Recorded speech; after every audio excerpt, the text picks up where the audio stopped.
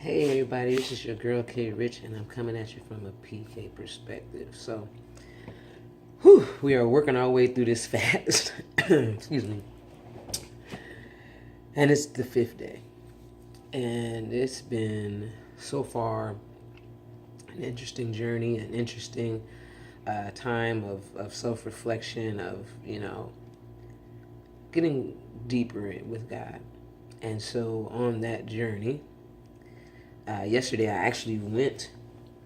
I drove down to Orlando, or up to Orlando, and went to Deeper Fellowship for their Presence Night. They have every Tuesday, the first Tuesday of every month.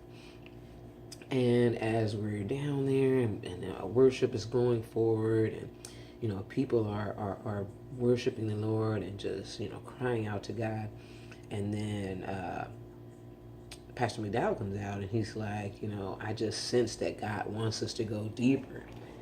And it was like, when he was like, just go for it. Don't worry about what it looks like, how ugly it might be, how it would look to someone else. Just go as deep as you can. Get what you came for, and get that one-on-one deep experience with God.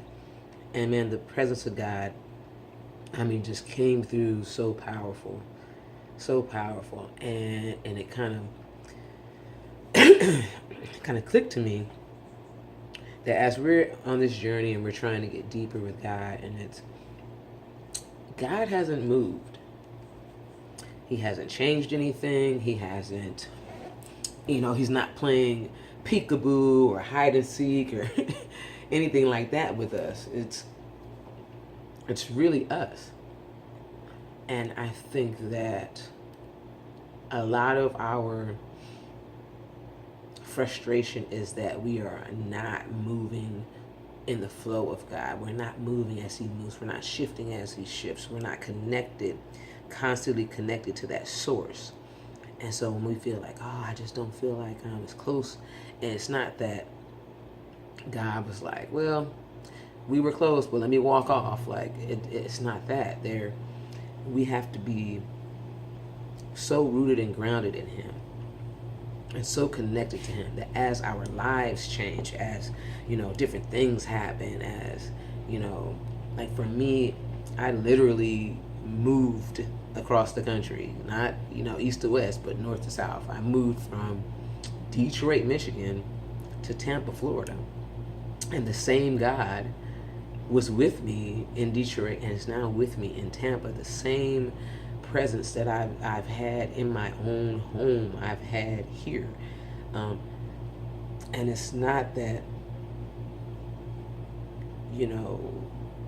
I'm doing anything, special to drag it along, but I'm being consistent with God. I'm making sure He's priority, because I could have totally stayed home.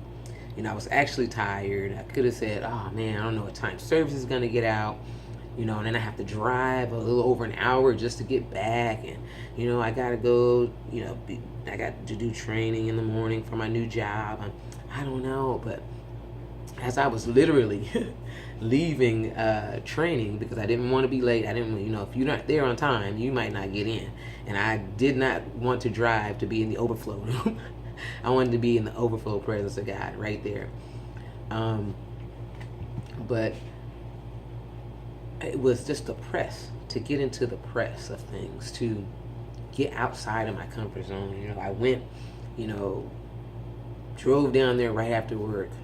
I went by myself. I kind of made the decision to just go on a whim. And I think that for me, that's something that God is showing me, like, just go, just do it. Just be, that don't let anything or anybody hold you back. Don't, expect everybody to understand or to go with you or be, exactly where you are. But if you hear me, if I'm calling you, just do it. Just go. And so I literally was either going to drive to the suite or hit the highway, which is, the next turn. And I said, you know what? Let me put this in my GPS, put this in my Waze, and go. And I'm so glad I went. And God just really showed up and just showed how dynamic he is, and showed the power of this thing is gonna, I'm sorry, my lights are on this motion sensor and I hear it beeping, about to cut off. But he just showed himself to be exactly who he is. Omnipotent God, like all powerful. There is nothing that he can't do. There is nothing that he won't do for his people, you know. And I had a great experience. The worship was phenomenal. Like, and I made sure, like, and what's crazy, like, even with going, God was like, where are you holding back? Like, I went, and I wasn't one of the first people in, so I couldn't get like all the way down front. So I kind of tried to sit on the end. I couldn't sit on the end. I was kind of sitting in the middle. Then a lady asked me to watch her kids while she took the chairs back to her car, because if you've been there, you know, like, there's a line that forms outside of the building around to the back, and people literally have like fold-up chairs that they're sitting in because they've been there since, 5:30, and services start till 7. So, and I was just like, man, am I gonna? And I'm sitting there like, man, I'm not really yet in the frame of mind that I want to be in. I'm just, wondering, how is this going to work? I'm kind of in the back. I'm like, man, this is not where I want to be. And as I began to pray, and what's crazy, as we walk in, people were already praying. Like, literally, I was there when they opened the door, and I walked in, people were already praying. And they were already on the altar, and I'm like, I didn't come here to be spectating in the back. Like, I need to be up. And God was like, well, why are you holding back? If you need me, I'm here. Go get me. And I remember I kind of moved up, and then it was like, yeah, that's a little move, but that's not the move I'm calling for. And I made my way all the way to the front, just all the way to the front. And I just closed my eyes, and I just imagined that it was me and God. And he truly showed up. And it was so awesome. It was so awesome. So what I'm saying here is, as we are going deeper, I'm not going to say trying, but as we are going deeper and deeper into, our relationship, as we're going deeper into his word, as we're going deeper into his character, I just want us to know that God is there waiting. He's not hiding from us. He's not withholding himself from us. He's waiting on us. He's literally waiting on us. And all we have to do is obey that small voice. Obey when the Spirit tells us to do, something very little, like just move up. Get out of the aisle. Get out in the aisle. Okay, now move up. Okay, now go all the way down. I'm all the way down at the altar. Come all the way down. Just the smallest thing. And it's like, what's really holding you back? What's really holding you back from getting deeper with God? Most of the times, that's the smallest things that we somehow put a lot of incentive on, but it's the smallest things. And I just want to tell you, man, God is so much bigger than that little thing. He has so much more for you than whatever we're getting from the smallest thing. Don't let shame get in the way. Don't let pride get in the way. Don't let what other people think get in the way. Don't let, how you feel get in the way. Don't let your flesh get in the way. If you really want to go deeper, don't let anything get in the way. Don't let nothing stop you. Get to God by any means necessary. Get to God. Posture yourself with worship. Posture yourself with desperation for him. Like, I don't want God. I don't want God. I don't even need God. Like, I'm desperate for God. I'm so desperate to have more of him, to go deeper, to just feel him on another level, for my relationship with God to just blow my mind. I'm desperate for that. And that's the place where we need to be. And God is truly waiting for us to get to that point. That's how we humble ourselves, that we come with a broken spirit and a contrite heart to him, that we come with thanksgiving and worship, that we do it the way that he's instructed. I don't want to get too emotional about that thing. But so today's song that I posted was Sean C. Johnson, and it was Obey. And if you guys haven't heard it, I'm going to try to post it down below. If you guys haven't heard this song, man, I am encouraging you to listen to it. I'm encouraging y'all to get all of his material. I love Sean C. Johnson. I love, love, love all his CDs. Like, he's dope. I don't know why he ain't getting the love, because he's dope. But that song, Obey, and it asks the question, how can we show we love you? You know, it just talks about, you know, how do we as Christians, or how do we as people even begin to express or show our love and our gratitude? And it's simple, like, and people question, you know, how can you determine if somebody loves God, or how can you determine the level of love for God? And the crazy part is, I'm not determining it. I'm not looking at someone's love and saying, oh, that's not good enough. I'm not looking at what you're putting forth and saying, and just saying from my own self, or from my own ideologies, and from my own opinion, oh, that's not good enough. I judge, or I don't even say judge, let me get this right. I assess by what God has required. And if you look in your word, there is a requirement. God has requirements. Just like you would have a requirement in a relationship. If somebody was like, I love you, but they cheated on you every day, but every day they was like, but I love you, how would you feel about that love? Even though they may, you know, feel like this is what I got to give, and, you know, I'll be there to pay bills, and, you know, be the man of the house, but I'm going to cheat on you every night, but I love you. That wouldn't sit well with you.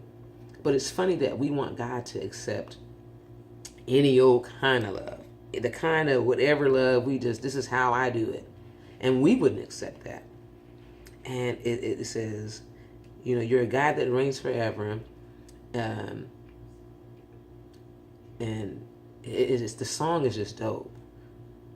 You made the angels, you made us too. How can we show we love you? You know, when you sit so high above. You made the sun for us, and the wind and seas, is to always obey every word. There's never a second guess, and every hour we spend is a gift to us.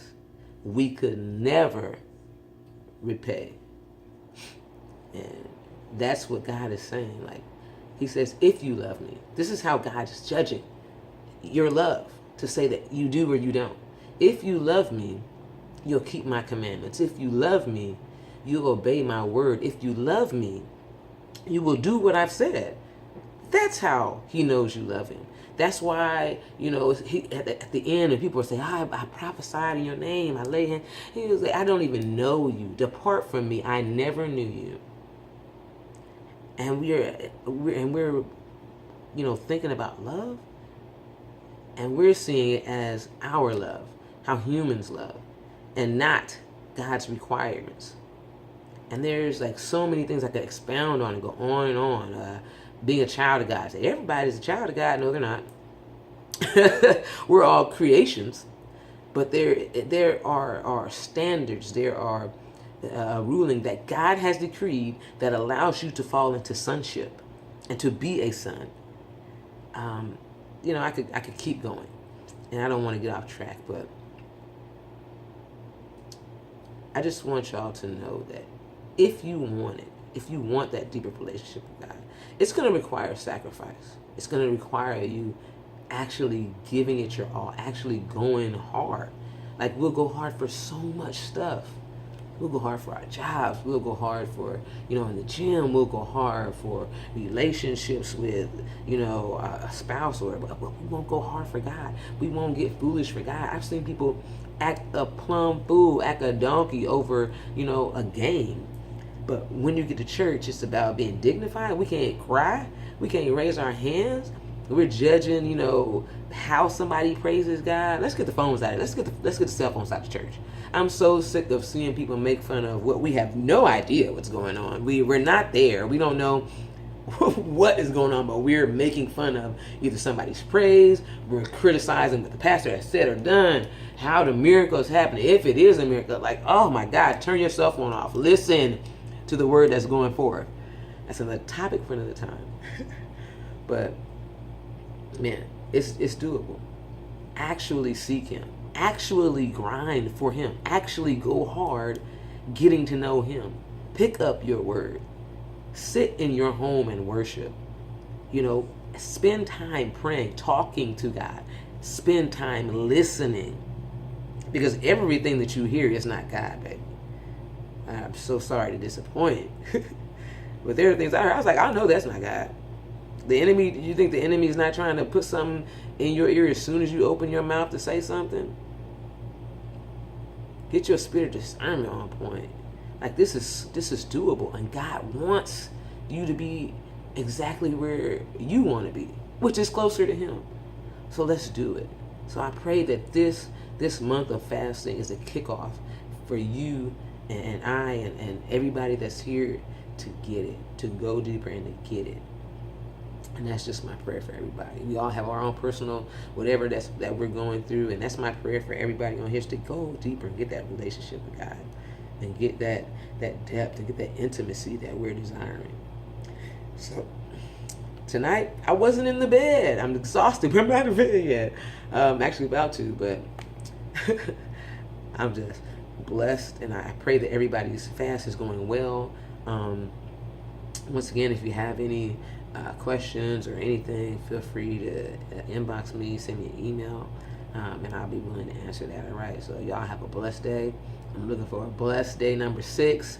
Let's get it. I'm actually about to get back into this. This is a dope book. I mean, all the books that we were talking about are dope, but this book, it's gonna have you rethinking some stuff. Hopefully I can get done with that before we get to like halfway through, because I want to introduce another book. But all right, you guys, see you tomorrow. Peace.